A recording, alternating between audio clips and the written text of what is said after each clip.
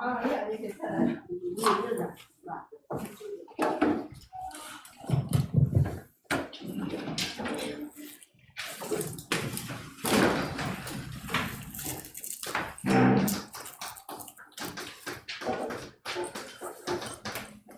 자, 우리가 두 번째로 이제 배우는 법령이 기능형 평가에 넘어가서 도시계획법이거든요. 이 도시계획법은요, 신도시 있죠? 신도시 개발 사업 절차에 대해서 다룬 모듈인데 여기서 우리 시험에서 총 6문제 주셔야 됩니다.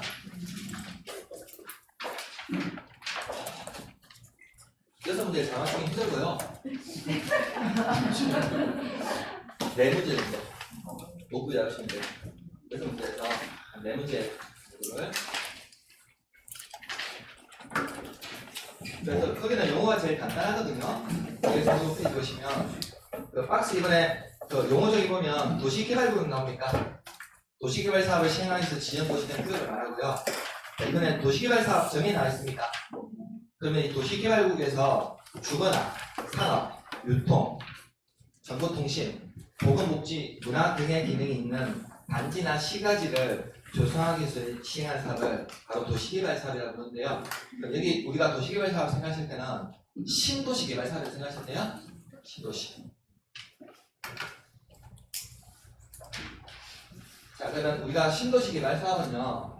자, 어떤 절차에 따라서 진행이 되냐면, 자, 가장 먼저 자, 개발 계획이라는 것을 수립을 해야 되는데요. 아, 도대체 그러면 개발 계획을 왜 수립하냐면 이 지역의 사업이 왜 필요한지 목적이 있어야 되지 않겠습니까? 그럼 개발 계획을 수립하고 나면 자, 다음 절차는요. 자, 개발 구역이라는 것을 지정을 해야 되는데요. 이게 원칙이거든요.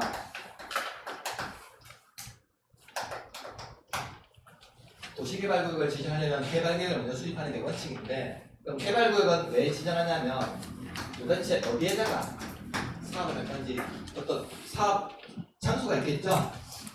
그럼 도시개발구역이 지정이 되면 자, 앞으로 여기서 누가 사업을 시행할 건지 자, 시행자를 지정을 해야 되는데요. 그럼 이 시행자는 사업을 누가 할 건지, 그러면 이 시행자는요. 자, 실시계획이라는 것을 작성해서 실시계획 인가를 받고 나면요. 이제 본격적으로 사업에 착수를 할 수 있는데요.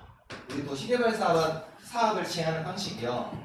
크게 3가지 방식으로 사업을 시행할 수 있는데, 자, 먼저 도시개발구역에 있는 토지를 수용하는 거 있죠? 강제 수용. 수용한다는 말은 우리는 땅을 가지고 있는 사람에게 강제 수용해서 보상금을 주고 내보내는 방식을 수용 방식이라고 하고요. 그리고 두 번째로 환지로 공급하는 방식으로 사용할 수 있는데요. 자, 이 환지 방식이라는 것은 종전에 땅을 가지고 있는 사람에게 환지라고 하는 새로운 토지로 바꿔주는 방식을 환지 방식이라고 해요. 그리고 세 번째로 이 수용과 환지를 서로 섞어서 할 수 있는 혼용 방식이 있거든요. 이 혼용 방식으로 총 3가지 방식으로 사업을 시행할 수 있는데, 다만 혼용 방식은 우리 시험에서는 잘 안 물어보고요. 우리 시험에서는 수용 방식의 특징과 환지 방식의 특징이 있죠. 이런 데 대해서 우리 시험에서 한 문제 물어봅니다. 그래서 시험으로 보면 우리 시험에서는 도시개발 사업 절차에서는 개발계획 수립에서 개발구역 지정하는 단계까지를 통상적으로 한 문제 정도 물어봐요. 계획 수립에서 구역 지정하는 단계를. 그리고 사업 시행자 있죠? 네. 시행자 파트에서 한 문제 내지는 2문제 저도 물어보고요. 그리고 수용 방식의 특징이 있습니까? 네. 한 문제. 환지 방식의 특징 매년마다 나오고요. 한 문제. 그리고 고치 파트에서 한 문제 정도를 물어본다고요. 그래서 총 나오는 파트는 딱 정해져 있거든요. 도시개발 사업은요. 자, 그래서 거기 우리 242페이지부터 243페이지까지 대략적인 절차도 나와 있습니까? 도시개발 사업이 진행된 절차. 이 절차에 대해서 간단하게 적어봤고요. 자, 245페이지 이제 본론으로 들어가서 제2절에 개발계획 나와 있습니까? 그래서 246페이지 넘기시면 자, 박스 1번에 개발계획의 수립권자 나와 있죠? 자, 그럼 이 개발계획은요, 도시개발 사업에 가는 계획은 이 계획은 누가 수립하냐면 이 도시개발구역의 지정권자라는 사람이 수립하는데, 자, 이 지정권자는요, 우리가 좀 이따 뒤에 다시 볼 거거든요. 지정권자는 누굴 얘기하는 거냐면, 시도지사나 대도시지사, 그리고 국토교통단장, 이 사람들을 지정권자라고 합니다. 지정권자. 그래서 우리 도시개발법에서는 모든 거의 권한이 지정권자라는 사람한테 집중되어 있거든요. 이 지정권자라는 사람한테. 그래서 이 사람들을 바로 도시개발법의 지정권자라고 불러요. 자, 그러면 이들이 개발계획 수립할 때, 계획을 수립하는 작성 기준이 있습니까? 이 기준에 대해서는 국토교통부 장관이 정하고요. 수립권자는 지정권자가 수립하는데, 다만 이 수립할 때 기준에 대해서는 국장이 정한다고요. 자, 그러면 이제 박스 2번에 보면 개발계획의 수립식이 있습니까? 자, 양가림에 원칙이 있고 이번에 예외 있습니까? 예외가 시험에 잘 나옵니다. 자, 도시개발구역의 지정권자는 개발구역을 지정하려면 해당 도시개발구역에 대한 개발계획을 수립해야 된다는 게 나와 있습니까? 그러면 원칙은요, 구역을 지정하는 게 먼저 원칙이에요? 계획을 먼저 수립하는 게 원칙이에요? 원칙은? 헷갈리죠? 구역을 지정하려면 도시개발 사업에라는 계획을 수립해야 된다고 있습니까? 그럼 원칙은 어떤 게 먼저 우선이에요? 구역을 지정하려면 계획을 수립하는 게 먼저 원칙이라고요? 이해됐습니까? 한글인데 표현을 그렇게 해놨죠? 네. 참 어렵거든요, 이게. 다만 예외적으로 자, 일정한 지역은요, 도시개발구역을 지정한 후에 개발계획을 수립할 수 있다고 나왔습니까? 자, 이번에 예외 있습니까? 자, 두 번째 줄을 보시면, 그 첫 번째 줄을 보시면 개발계획을 공모하거나 대통령령으로 정한 지역이란 말은 밑에 박스 1, 2, 3, 4 있습니까? 밑에 박스 1, 2, 3, 4에 해당한 지역은 도시개발구역을 지정할 때는 구역을 지정한 후인가 전세요? 구역을 지정한 후에 개발계획을 수립할 수 있다는 거죠? 그래서 원칙은 개발계획을 수립하고 구역을 지정하는 게 원칙인데, 다만 예외적으로 이 개발 사업에 관한 계획을 전국적인 공모를 하거나 또는 다음에 해당하는 지역이 나 있습니까? 밑에 박스 1, 2, 3, 4 있습니까? 그 밑에 박스 1, 2, 3, 4, 5 좌측 있죠? 박스 1, 2, 3, 4, 5 좌측에다가 이렇게 적어두세요. 투기가 우려되는 일이라고 적어주세요.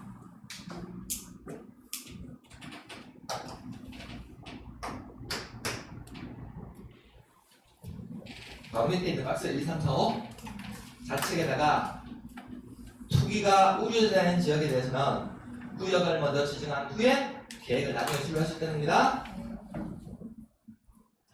자, 왜 투기가 우려되는 지역에 대해서는 구역을 먼저 지정한 후에 계획을 나중에 수립할 수 있냐면요, 나중에 뒤에 우리가 나오게 되는데, 자, 도시개발구역이요, 앞으로 딱 지정이 되면요, 앞으로 이 도시개발구역에서는 자, 투기를 방지하기 위해서 투기를 추정하는 이 6가지 행위요, 그때는 반드시 허가받아야 되거든요. 그래서 투기를 방지할 목적으로 투기가 우려되는 지역에서는 구역을 지정한 후에 계획을 나중에 수립할 수 있는 겁니다. 그러면 이 지역이 왜 투기가 우려되는 지역이냐면, 도시개발구역을 지정하기 전에는 땅값이 싸요. 토지 가격이 싼데 도시개발구역을 지정한다는 소문이 나는 순간 전국에 있는 투기꾼들이 어떻게 될까? 이쪽으로 몰려와? 이쪽 지역으로 몰려가지고 땅값을 올리려고 하는 지역 있죠? 그럼 투기가 급선을 부리게 됩니까? 그런 투기가 우려되는 지역에 대해서는 구역을 지정한 후에 계획을 수립할 수 있다는 겁니다. 그럼 그 지역 중, 우리 용도 지역 중에서 땅값이 좀 싼 지역 찾으시면 돼요. 이 지역은 구역을 먼저 나중에 진행한다는 소문이 나는 투기꾼이 많이 몰려가지고 땅값을 올리거든요. 그래서 우리 녹지 지역 중에서 자연 녹지 지역 있습니까? 자연 녹지 지역은요, 땅값이 좀 싸다 보니까 구역을 먼저 지정한 후에 계획을 나중에 수립할 수 있다는 겁니다. 그리고 녹지 지역 중에서 생산 녹지 지역 있습니까? 생산 녹지 지역. 생산 녹지 지역은 전체 면적의 몇 분의 30 이하인 이 생산 녹지 지역 있죠? 도시계획구역 지정한 면적의 30% 이상이 이하가 생산 녹지지죠. 이 지역에서는 구역을 지정한 후에 계획을 수립할 수 있다는 거죠. 3번에 보니까 비도시적 있습니까? 우리가 비도시적이라면 관리나 농림, 자연환경 본 적 있습니까? 자, 이런 쪽도 투기가 없어되다 보니까 구역을 지정한 후에 계획을 수립할 수 있다는 겁니다. 그리고 4번 보면 자, 국토교통부 장관이요. 자, 국가 균형 발전을 하기 위해서요. 관계 중앙 행정기관과 협의를 거쳐서 지정한 지역 있죠? 그래서 국토교통부 장관이 국가 균형 발전을 위해서 지정하려는 지역에 대해서도 구역을 지정한 후에 계획을 수립할 수 있다는 겁니다. 자, 만일에 이번에 시지예요. 시지의 저기 일부 지역에다가 국토교통부 장관이 국가 균형 발전 차원에서 신도시를 만든대. 국토교통부 장관이 이걸 발표했어요. 국토교통부에서 시지 일부 지역에 국가 균형 발전 차원에서 신도시를 만든다고. 그러면 이 사업 확실하게 추진될까요? 안 될까요? 국토교통부 장관이 지정했다고. 이 사업 확실하게 추진될까요? 안 될까요? 확실하게 추진됩니다. 장관이 지정했으니까. 그러면 전국에 있는 투기꾼들이 어떻게 될까? 국토교통부에서 이거 딱 발표해버리면 전국에 있는 투기꾼들 시지로 다 몰려옵니다. 사업 확실하게 되니까 이 지역에 딱딱 확 올려요. 올리고 빠져버린다고. 알겠습니까? 자, 그런 적에 대해서는 구역을 먼저 지정한 후에 계획을 수립하셨다고요. 자, 이제 5번째 보시면요. 자, 해당 도시개발구역에 포함되는 주거 상업 공업지역 있습니까? 주상공지역 비추어주세요. 면적 합계가 전체 도시개발구역 지정 면적의 얼마이야? 30% 이하 또는 합쳐주세요. 그러면 다음에 도시개발구역에 포함되는 주거나 상업, 공업지역 면적이 전체 도시개발구역 지정 면적의 30% 이하인 지역이라는 거죠? 그럼 전체 100% 도시개발구역 면적 중에서 주거, 상업, 공업지역 면적은 얼마입니까? 30% 이하고 나머지 70%는 어딜까요? 주거, 상업, 공업지역이 30% 이하면 나머지 70%는 녹지나 비도시역이겠죠? 땅값이 비쌀까요? 쌀까요? 좀 싸겠죠? 이해됐습니까? 그래서 주상공 면적이 적어야 된다고? 주상공 면적이 전체의 30% 이하가 된다고요? 이하의 지역은 땅값이 좀 싸거든요. 이런 지역에서는 그렇게 투기가 우려된 지역이다 보니까 구역을 지정한 후에 계획을 수립할 수 있다는 겁니다. 우리 시험에서요. 이게 2번이나 답이 나왔어요. 주상공 면적이 그러니까 커야 돼, 면적이 적어야 돼. 면적이 적어야 된다고. 이해됐습니까? 주상공 면적이 전체 면적의 30% 이하인 지역이라고요? 그래야지만 땅값이 좀 싸거든요. 주상공 면적이 많으면 땅값이 비싸잖아요? 그런 지역은 지정할 수 없다고. 면적이 좀 적은 지역에 대해서는 구역을 지정한 후에 계획을 수립할 수 있는 예외적인 지역이라고요? 이해됐습니까? 네. 처음부터 너무 안 가지 마시고요. 개념을 좀 이해하시면 돼요. 이분들요. 자, 그럼 247페이지 가시면 박스 3번에 개발계획의 수립 기준 있습니까? 자, 밑에 먼저 4번 보시면 개발계획의 작성 기준 방법 나왔습니까? 작성 기준 보시고 주시고요. 거기 누가 전화 나왔습니까? 자, 개발계획 수립할 때 나중에 수립권자라는 사람들이 수립하는데 수립하면서 이 개발계획의 작성 기준이 있죠? 이 기준에 대해서는 누가 정합니다? 국장이 정한다고요?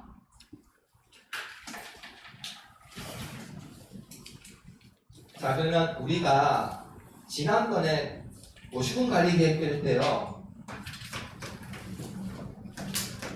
우리 도시군관리계획 내용 중에서 4번째 내용이 뭐였습니까? 도시군관리계획 결정 내용 중에서 4번째가 4번째 내용. 도시개발 사업이나 정비 사업에 관한 계획 있죠? 도시개발 사업이나 정비 사업에 관한 계획.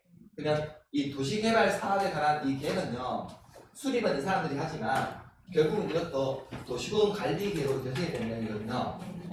그러면 이 도시개발 사업에 관한 계획도 도시군 관리 계획으로 자, 결정해야 되는 내용이다 보니까 자, 우리가 도시군 관리 계획보다 더 위에 있는 도시군 기본 계획이나 광역도시계획 내용 속에요. 이 도시개발 사업에 관한 이 계획은 하위 계획에 수립하는 것보다 보니까 위에 있는 계획인 기본 계획이나 광역도시계획 내용에 들어맞아야 될까요? 부합을 해야 되냐? 결국은 도시개발 사업에 관한 이 계획도 도시군관리계획을 교재해야 되는 내용이다 보니까 상위 계획인 기본 계획이나 광역도시계획에 부합을 들어맞아야 된다고요? 그래서 밑에 위에 양가로 읽어보시면 광역도시계획이나 도시군 기본계획이 수립되어 있는 지역에서 개발계획 수립하려면 개발계획 내용이 광역도시계획이나 기본계획 내용에 들어맞아야 된다는 거죠? 이게 부합해야 된다는 표현이거든요.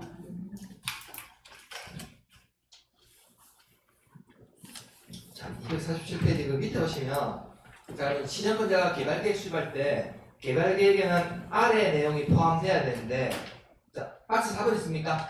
개발계획 내용. 다만 13부터 16에 해당하는 사항은 구역을 지정한 후에 계획에 포함시킬 수 있다고 했습니까? 그럼 도시개발 사업에 들어간 내용은 1번부터 다음 페이지 17번 있습니까? 17번에 14번까지 총 이런 내용들이 포함되어 된다는 거거든요. 다만 248페이지 넘기시면 13번 있습니까? 13번부터 16번까지 묶어버리세요. 13번부터 16번까지 4개를 묶어버리시라고요? 그리고 13번 바로 좌측에 보세요. 참고해서 도시개발구역을 지정한 후에 개발계획에 포함시킬 수 있는 내용이 있습니까? 방금 묶은 13번부터 16번 있죠? 그래가지고 13번 여기 옆에서 화살표 해주세요. 이 4가지의 내용은 구역을 지정한 후에 개발계획에 포함시킬 수 있는 내용입니다. 도시개발구역 밖의 지역에 기반시설을 설치해야 되는 경우나 아니면 14번에 수용 또는 사용 대상이 되는 토지, 건축물, 토지에 정착한 물건이나 이에 관한 소유권 외 권리, 강화권, 어업권, 양식업권, 무리 사용에 관한 권리 있습니까? 자, 이걸 바로 가로 안에 토지 등이라고 하거든요. 그 토지 등을 보세요. 그 토지 등이 있는 경우 세부 목록 있습니까? 그 세부 목록 찍어보세요.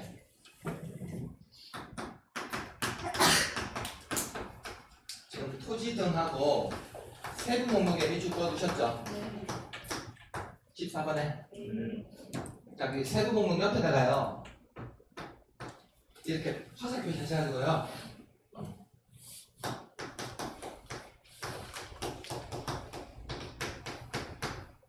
거기다가 이해 안 되시도 적어주세요. 수용 가능식이라고. 세부 목록 그 밑줄 그었는데 화살표 하셔가지고 지금 이해 안 되시더라도 이렇게 적어주세요. 수용 가능식이라고. 나중에 우리가 도시개발법 수용 방식으로 사업할 때요. 수용 방식으로 사업할 때 그럼 도시개발구역에 있는 토지를 강제 수용할 수 있는 시기죠. 우리가 도시개발 사업하면서 수용할 수 있는 시기는 바로 개발계획 내용 속에 14번 있죠. 14번 수용 사용 대상이 되는 이 토지 등의 세부 목록 넣어서 이거 고시하게 되면요. 이때부터 수용 가능 시기라고요. 일단 이해 안 돼도 적어두세요. 나중에 뒤에 우리가 다음 주에 또 배울 거니까 이거요. 적어두셨습니까? 개발계획 내용 속에는 사실은 14번 내용 이게 제일 중요해요. 14번 내용 이게 제일 중요한 내용이라고요.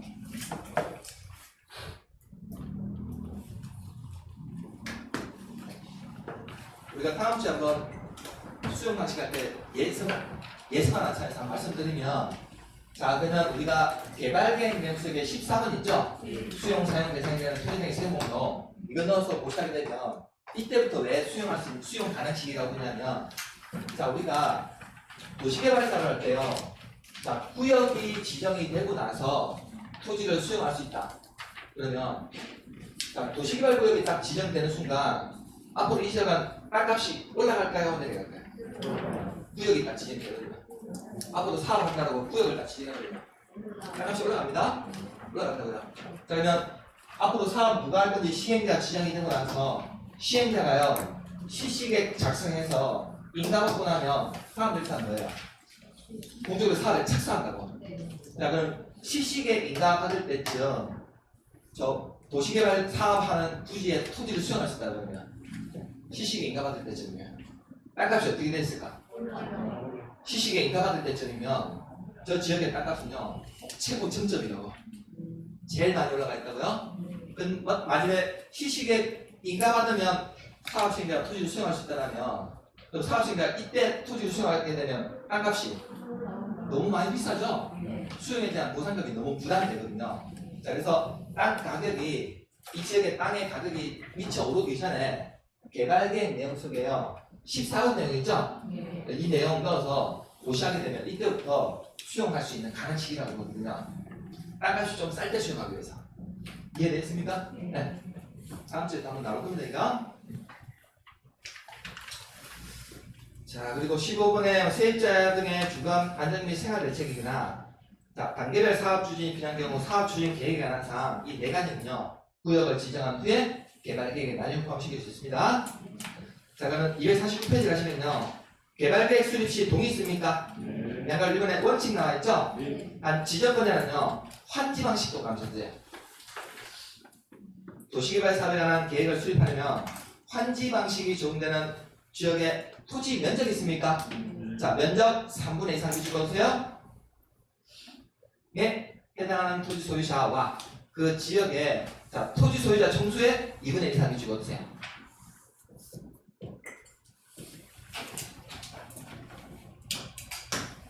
자, 그럼 이 지정권자가요 개발계획 수립할 때 자, 만일에 사업 시행 방식이 환지 방식으로 사업 시행하기로 하면요 이때는 환지 방식에 따른 이 개발계획 수립에 따른 동의를 또 받아야 되는데 수용 방식일 때 동의 안 받아요? 수용 방식일 때. 그럼 수용 방식일 때는 왜 동의를 안 받을까요? 수용 방식. 수용 방식에 따른 개발계획 수립할 때는요. 그러니까 수용 방식은 종전에 땅을 가진 있는 사람들이 종전 토지에 그냥 남아있어 돈 받고 나가. 돈 받고 어차피 다 떠나요? 떠날 사람들이고 환지 방식은 돈 받고 떠나는 방식이에요. 나중에 땅으로 돌려받는 방식. 나중에 땅으로 돌려받는 방식이거든요. 이 사람들은 종전 토지에 대한 소유권은 그대로 남아있다고? 종전 토지에 그냥 남아있다고요. 수용 방식은 돈 받고 떠나지만 환지 방식은 돈 받고 떠나지 않거든요. 종전 소유권이 그냥 남아있다고. 자, 그러다 보니까 환지 방식에 따른 개발계획 수립할 때나 일정한 동의를 받아라는 겁니다. 자, 그러면 환지 방식이 적용되는 지역에 그 토지 면적이 있죠? 이 면적의 3분의 2 이상에 해당하는 토지 소유자 와예요? 와라는 말은 둘 다 같이 된다고요? 그리고 토지 소유자 자, 총수의 2분의 1 이상의 환지 방식 개발계획 수립에 따른 동의를 받으라고요? 자, 그래서 제가 환지 방식이나 동의를 치는 이유가 그거예요. 수용 방식은 개발계획 수립할 때 동의 안 받아도 됩니다. 자, 그러면 밑에 박스 있습니까? 박스. 자, 개발계획 변경 시 동의를 받아야 하는 경우에서 그건 안 보셔도 되고요. 자, 250페이지에 양가로 이번에 예외 있습니까? 이들이 환지 방식에 따른 개발계획 수립할 때는 동의 받아야 되는데 지정권자가요. 단 지정권자는 도시개발 사업을 환지 방식으로 시행하려고 개발계획 수립하거나 변경할 때 도시개발 사업 시행자가 국가 지자체 있습니까? 국가 지자체 적어주세요. 토지 소유자의 동의 받는다 받을 필요 없다. 자, 그러면 환지 방식에 따른 개발계획 수립할 때 지정권자는 동의 받아야 되는데 만약에 시행자가 자, 국가나 지방자치단체라면요. 자, 이들은 면적 3분의 2상에 해당하는 토지 소유자와 토지 소유자 총수의 2분의 2상의 동의 받는다 안 받는다. 이들은 환지 방식에 따른 개발계획 수립에 따른 동의를 안 받아도 됩니다. 국가 지자체를 제외한 나머지 시행자만 동의 받는 거지 국가 지자체는 동의 받는다면 틀려요? 우리 군법 전반적으로 똑같아요. 군법 전반적으로 국가나 지자체가 동의 받아야 된다면 무조건 틀린 지문이에요?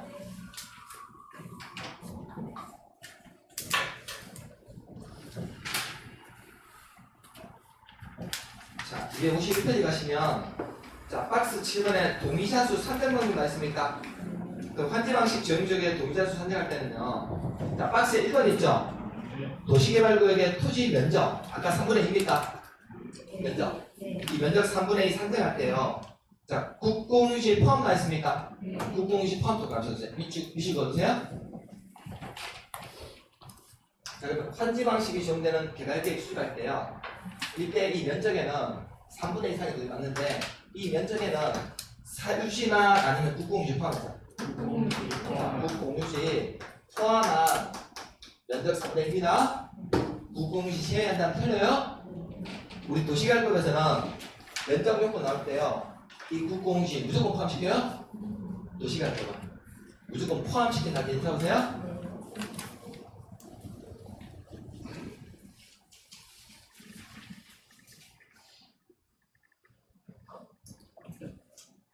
자, 이제 252페이지 가시면 제3절에 도시개발구역의 지정 나왔습니다. 자, 도시개발구역의 지정에서 1번에 지정권자 나왔습니까? 자, 지정권자는 원칙 나와있고 그 예외가 있나요?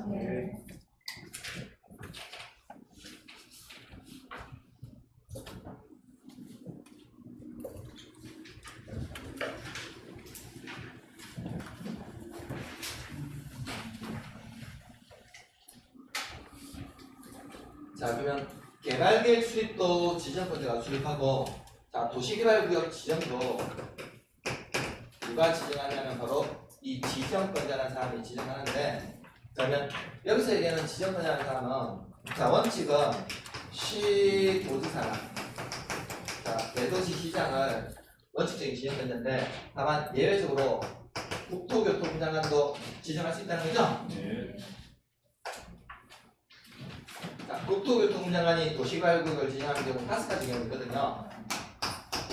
5가지 경우. 자, 원칙은 다음에 해당하는 자는 계획적인 도시개발 사업이 필요하다고 인정할 때 도시개발구역을 지정할 수 있는데, 특별시장, 광역시장, 도지사, 특별자치도지사 있습니까? 자, 우리 도시개발법에서는요, 이 시도지사가 바로 이 4명을 시도지사라 불러요? 특자시장은 빠진다고. 세종시장. 그 우리 도시개발법에서는 세종시장이 한 번도 안 나오거든요. 자, 우리 세종시는요, 자, 지금 행정중심 복합 신도시로 조성하고 있습니까?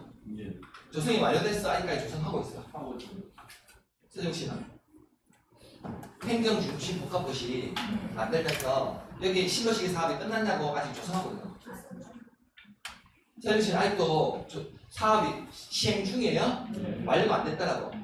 그러다 보니까 특자시장, 세종시장한테는 권한을 안 줬어요.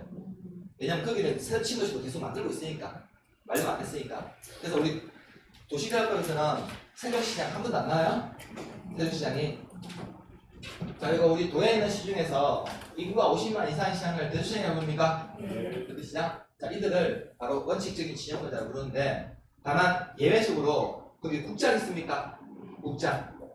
자, 국장이 지정할 수 있는 경우 있습니까? 5가지 경우 나와있죠? 시험에 잘 나와요?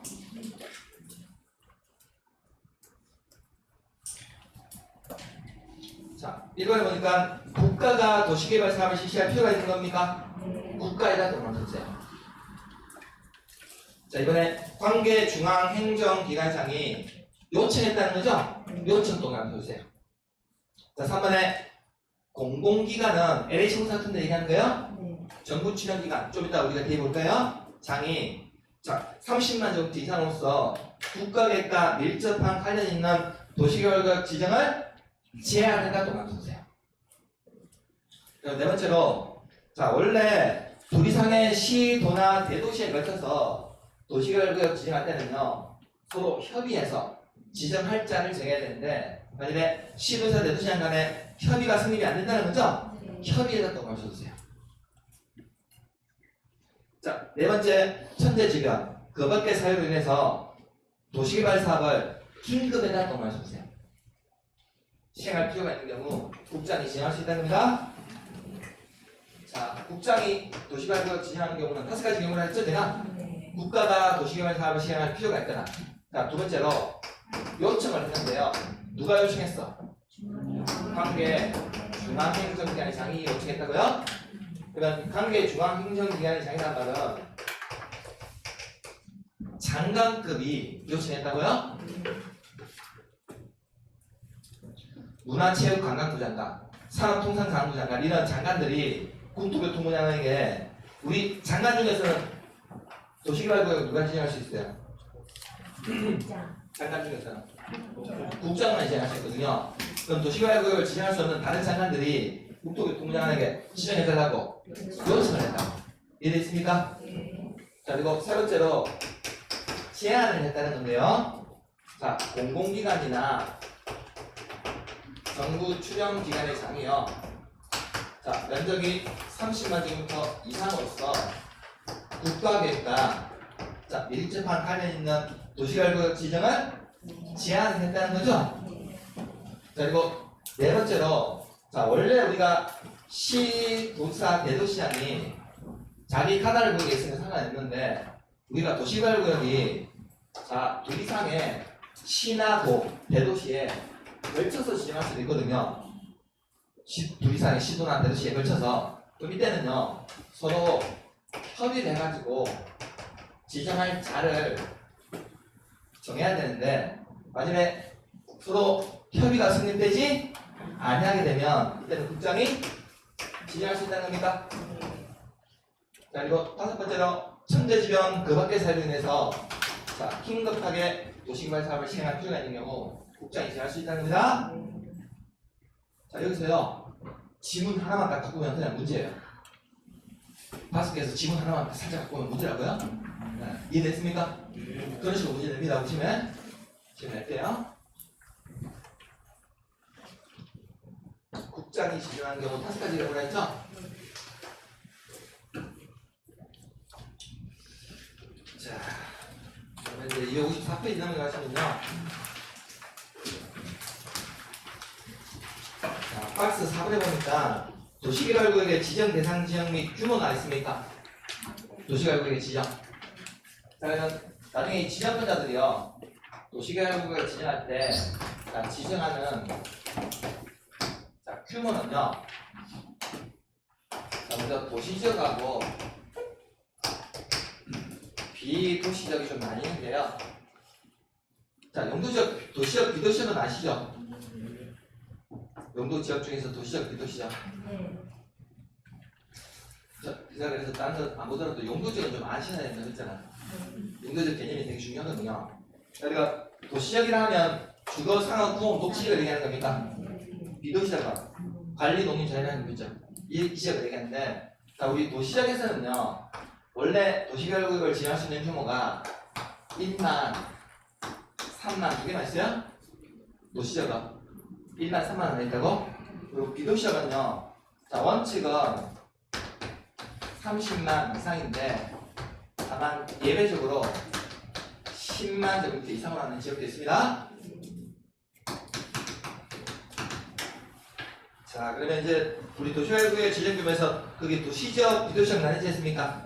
자, 우리 도시역 중에서 1번, 3번, 4번 있습니까? 1번, 3번, 4번. 1번, 3번, 4번 해보니까 거기 주거지역 있습니까? 그리고 자연녹지 있습니까? 주거상업지역하고 자연녹지 있나요? 그 다음에 4번에 보면 생산녹지 있습니까? 이 4개 지역은 도시개발구역 지정할 수 있는 규모가 1만 이상이죠? 그 다음에 거기 2번 있습니까? 2번에 공업지역만 3만 이상이에요?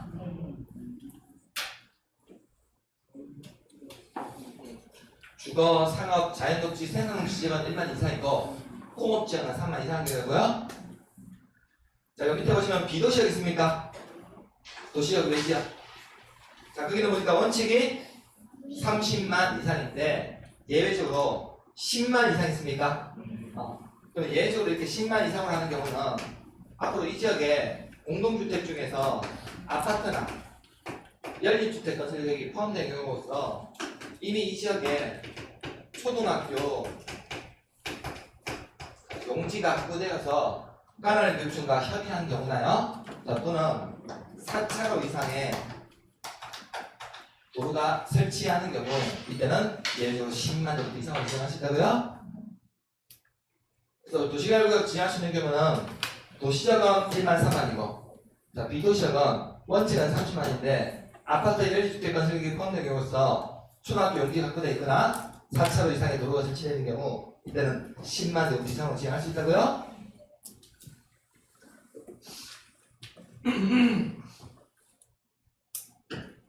자, 그럼 우리가 신도시 만들면서 신도시 만드는 그 규모는요, 면적이 좀 크면 좋겠어요, 면적이 작았으면 좋겠어요? 신도시 만들 때 기왕이면 만들 신도시가 면적이 너무 적으면 그 신도시가 너무 좀 볼품이 없습니까? 네. 그래서 지정할 수 있는 하는 규모가 항상 면적 이상이에요, 이상이라고요.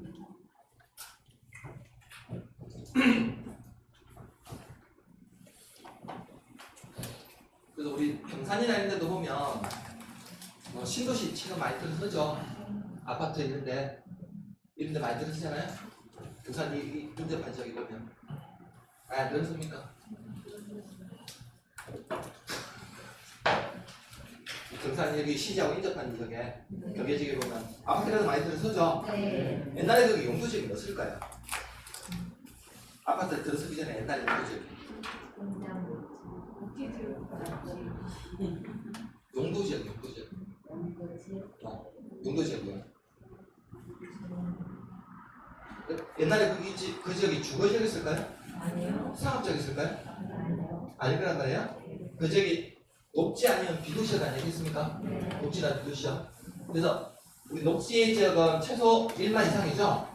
근데 비도시역 관련된 농림 재량 면적은 원래는 얼마야? 30만이고 30만요. 근데 예외적으로 초등학교 용지가 확보되어 있거나 4차로 이상의 도로가 설치되어 있는 경우는 10만 제곱 이상으로 지정할 수 있다고요. 그래서 비도시역은 기왕에 신도시 만들 때는 규모를 좀 크게 해야 돼요. 규모. 자, 이제 256페이지 가시면 아까 도시개발구역에 지정일차 있습니까? 나중에 이 지정권자들이 도시개발구역 지정할 때 규모는 이 규모에 맞춰서 지정해야 되고, 자 그럼 나중에 지정할 때, 자 지정하는 자 절차는요. 자 도시개발구역 지정하려면 저 지정권자는 자 먼저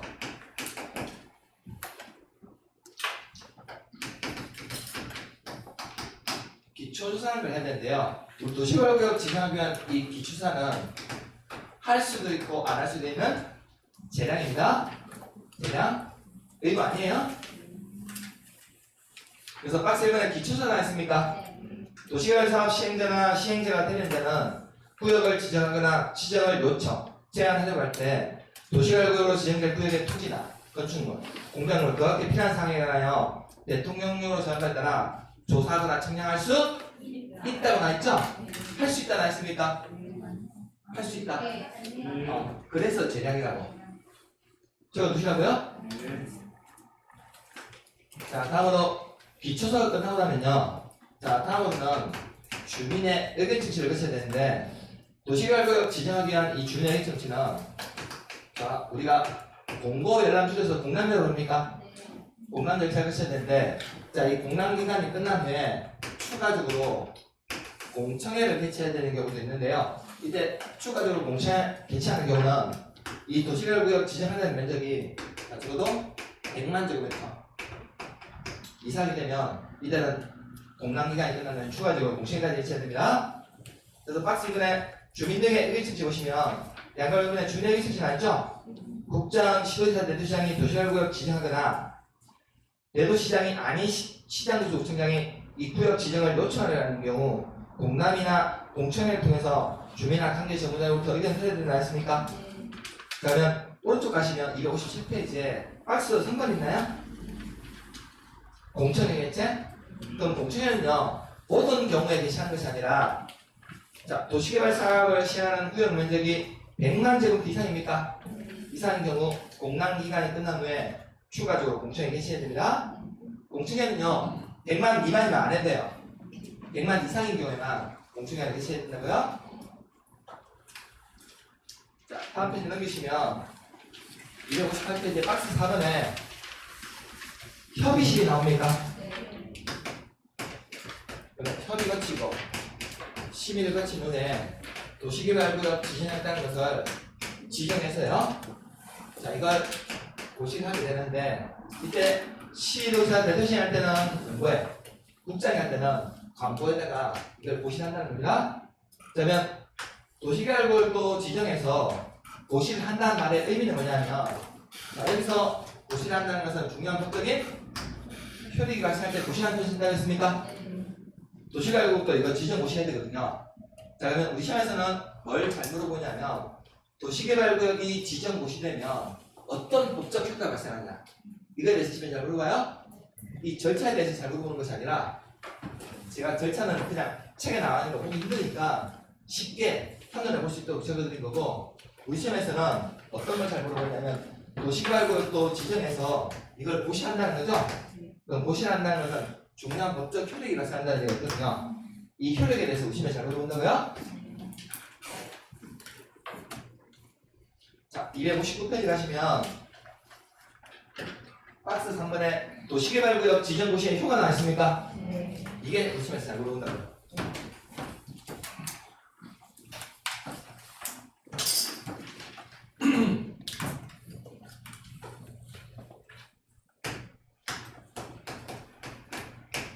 자, 여기가 도시개발구역 지정하기 전에 기존의 용도적인 농림지역이었는데요. 이 농림지역에다가 앞으로 도시개발구역 지정권자가 기초조사, 주민의식정치, 협의심의, 지정 절차를 가지고 자 여기를 도시개발구역으로 지정해서는 고시를 하게 되면요. 앞으로 이 지역에서는 어떤 중요한 법적 효력이 발생하냐면 기존의 용도지역은 뭐였는데 농림지역이었는데 도시개발구역을 딱 지정 고시하는 순간 앞으로 이 지역은 용도지역이요 자동적으로 도시지역으로 결정되시는 것만 본다는 겁니다. 자 만일에 이 농림지역에 기존에 지구 단위 계획구역이 지정이 안 돼 있었으면 앞으로 이 지역은 지구 단위 계획구역으로 결정 고시된 것으로 자동적으로 간주해버린다고요? 그래서 박스 1편에 보시면 도시개발구역이 지정고시된 경우 해당 도시개발구역은 국토의 계획 및 이용에 관한 법률에 따른 도시지역 위축 거두시고요. 지구단위 계획구역 위축 거두세요. 자, 이 두 가지가 결정고시된 것으로 본다고요. 다만 국토계획법에 따른 도시지역 외에 지정된 지구단위 계획구역 및 칠학지구로 지정된 지역에 대해서는 그러하지 않았다 했으니까 그 말은 뭐냐면 이미 도시지역 외 지역에 지구단위 계획구역이 지정돼 있으면 다시 또 지구단위 계획구역 결정고시로 볼 필요가 있어요 없어요? 없다는 거고 단 칠학지구는 도시지역으로 결정고시로 보지 않는다고요? 칠학지구에 대해서만. 자 그러면 기존의 여기가 농림지역이었는데 우리 농림지역 같은 데는 비도시역입니까? 농림지역 비도시역이거든요. 그러면 농림지역에다가 도시개발구역 지정할 때는 원칙은 얼마 이상으로 지정해야 돼? 30만 이상으로 지정해야 되는데요. 기왕에 신도시 만들면서 규모를 좀 크게 해야 되거든요. 자 근데 기존의 농림지역에다가 여기 도시개발구역으로 지정고시 하게 되면 용도지역이 뭘로 바뀌어? 도시지역으로 바뀐다고. 땅값이 어떻게 될까? 기존의 농림지역이었는데 여기다가 도시개발구역을 지정하니까 이 지역의 용도지역이 도시지역 그리고 지구단위 계획구역으로 결정고시를 본다는 거죠? 우리 지구단위 계획구역으로 결정되면 앞으로 이 지역은 각종의 행위 제한을 강화시킵니까? 완화시켜줍니까? 지난주에 배웠는데 지구단위 계획구역 지구단위 계획구역 지정하게 되면 각종 행위 제한을 완화시켜주기 위해서 지정하는 거겠죠? 그래서 우리 비도시역에서는 기존에 검토된 1.5배까지 완화시켜줘. 용역은 2배 완화시켜줘. 그리고 건축 제한도 완화시켜줘요. 그런 목적으로 진행하는 것이 지구단위 계획구역이겠죠? 그러면 앞으로 이 지역에서 각종 행위 제한을 완화시켜주거든요. 그러면 땅값이 어떻게 될까? 땅값이 올라갑니까? 땅값이 올라간다고요? 가격이. 그러면 앞으로 이 지역에 도시개발구역이 딱 지정고시되는 순간 가격이 딱 올라갈 걸 예상하고 앞으로 이 지역에다가 땅을 가지고 있는 갑이요. 원래 땅을 가지고 있었던 갑이 지금 기존의 농림지역이었거든요. 근데 여기다가 딱 도시개발구역을 지정고시하는 순간 앞으로 이 지역에 땅값이 올라갈 걸 예상하죠? 예상하고 여기다가 뭐 심어? 나무. 나무를 심는다고? 네. 나무를. 왜 나무를 심을까요? 도시가구 딱 지정고시를 깔고 여기다 나무 심는다고? 네. 나무를 심는 것도 아니고 살짝 꽂아둔다고? 네. 왜 꽂아둘까요? 보살. 나중에 나무 한 그루당 부산 받거든요. 근데 이 사람이 알고 보니까 직업이 뭐야? LH 직원이야? 이 사람이 LH 직원이라고요? 네. 작년에 우리 사회에서 가장 큰 학교가 됐던 집단이 LH입니까? LH. LH 직원들이 전국에 있는 신도시 개발 사업하는 내부 정보를 다 알고 있다고요? 그래서 조만간에 며칠 후에 도시개발구역 지정 모시를 깔고 이 땅을 사? 이 땅을 산다고? 자기 앞으로 사요? 가족 앞으로 사? 가족 앞으로 산다고? 그래서 여기 이 땅에 원래는 개발이 잘 안 되는 지역인데 도시개발구역 지정될 걸 알고 여기다 뭐 심어놔? 나무를 심어놓는다고. 나중에 한 그루당 보상받거든요. 네. 이게 바로 지금까지 했던 LH의 지시예요. LH 직원들이 했던 지시라고? 우리 태부시의 공무원들이 했던 지시라고? 자, 그래서 앞으로 도시개발구역이 지정구시 되면 왜 땅값이 상승하냐면 앞으로 이 지역은 자동적으로 용도지역이 도시로 바뀌고 지구 단위의 구역 거주구역으로 감시하는 거거든요. 그러면 땅값이 계속 오를 거 예상하고 각종 투기 행위를 일삼지 않겠습니까? 그래서 앞으로 도시개발구역이 진행되면요, 자, 투기를 방지할 목적으로요, 앞으로 일정한 개발을 할 때는요, 허가받아야 됩니다. 자, 그럼 앞으로 이 도시개발구역에서 자, 투기를 조장하는 행위는요, 총 7가지 행위에 대해서는 투기를 주장하는 행위로 간주해서 허가 반드시 바꿔야 됩니다. 취지 이해되어 있습니까? 자, 이제 260페이지에 박스 3번에 도시개발구역에서의 행위자는 나옵니까? 자, 양갈래변의 개발행위 허가 대상 나있습니까? 도시개발구역 지정에 관한 주민 등의 의견 청취를 위한 공고가 있는 지역 및 도시개발구역에서 자, 아래의 행위 하는 데는 특별시장, 강의시장, 특자도시장, 시장 누수의 허가 받아야 된다 했죠? 자, 거기도 특자시장 나오죠? 왜냐면 우리 도시개발구역에서는 특자시장 한 번도 안 나와요. 자, 그러면 우리 도시개발구역에서 자, 밑에 표에는 7가지 행위 있습니까? 7가지 행위할 때 행위를 제한하는 목적이 뭡니까? 자, 박스 3번에 도시개발구역에서의 행위자 여기다가 투기 방지라고 적어보세요. 제목 옆에다가 투기 방지라고 적어보시라고요.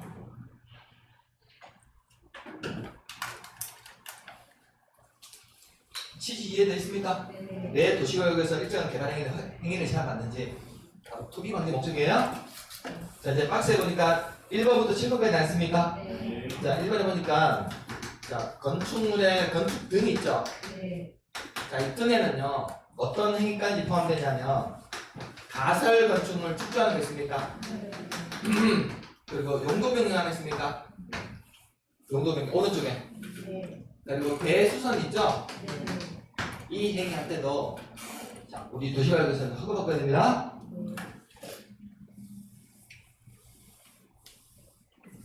자, 두 번째로 공장물 설치 있습니까?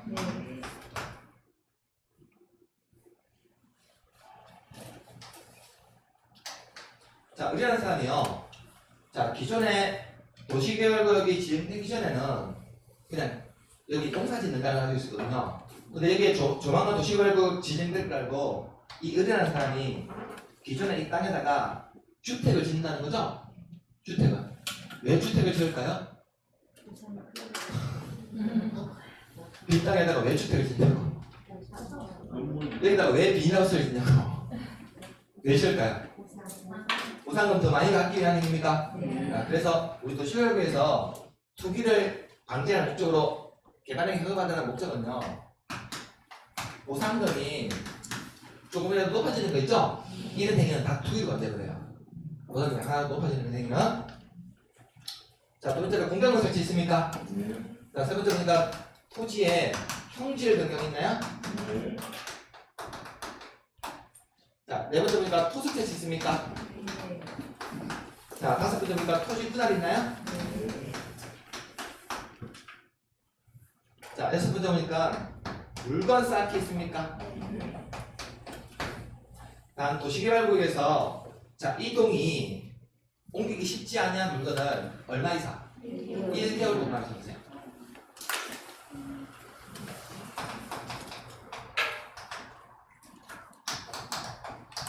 옮기기 쉽지 않은 물건을 1개월 이상 쌓아놓는 할 때는 아버지 허용거리입니다. 자, 그리고 7번에 보니까 자, 중목에 걸채나 식재 있습니까? 이 대나무나 나무 있죠? 대나무나 나무를 도시개발구역 지정목이 되기 전에 이 지역에다가 식재하는 이유가 뭘까요? 나무를 왜 여기다가 살짝 심냐고 보상도 받으려고 하는 행위거든요. 그래서 이 7가지 행위는 우리 도시개발구역에서 투기 감사하는 행위를 봅니다. 왜냐하면 이 7가지 행위하게 되면 보상금이 아무래도 많아지거든요. 보상금이 많아지다 보니까 이런 행위들은 다 투기로 환자를 했다고요? 취지 이해됐습니까?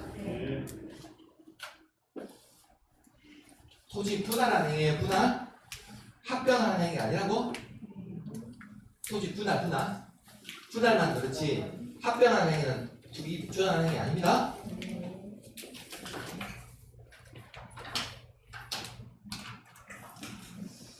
자, 취지 이해됐습니까?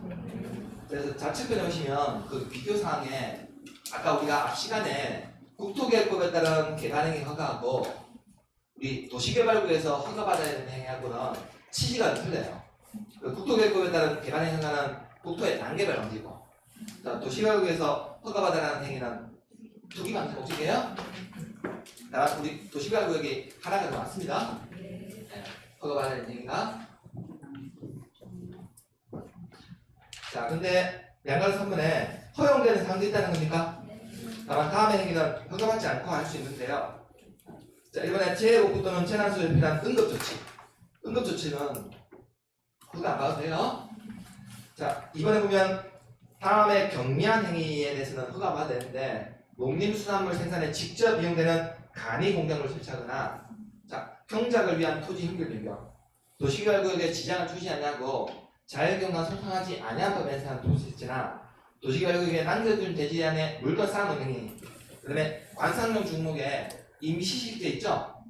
관상용 중목을 임시로 식재하는 것은 허가 안 받아도 되는데 단 뒤에 보니까 경작지 있습니까? 네. 경작지 이 적어주세요.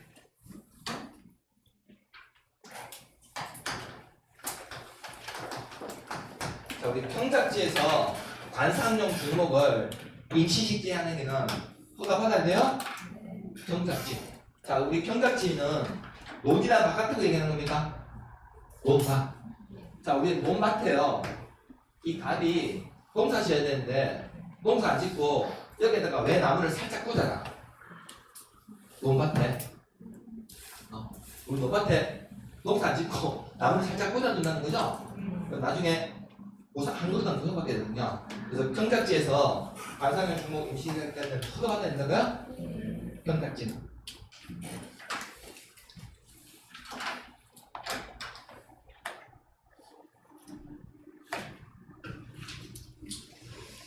자, 그래서 나중에 이런 땅에 쓰시면요, 나무 꽂아 주시려면 구역 지정되기 전에 하셔야 돼요?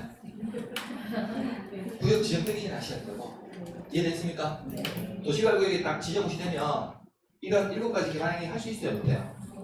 허가받아야 된다고? 못한다고요? 그러니까 항상 구역이 지정되기 전에 꽂아 주셔야 된다고요? 땅 있으시면?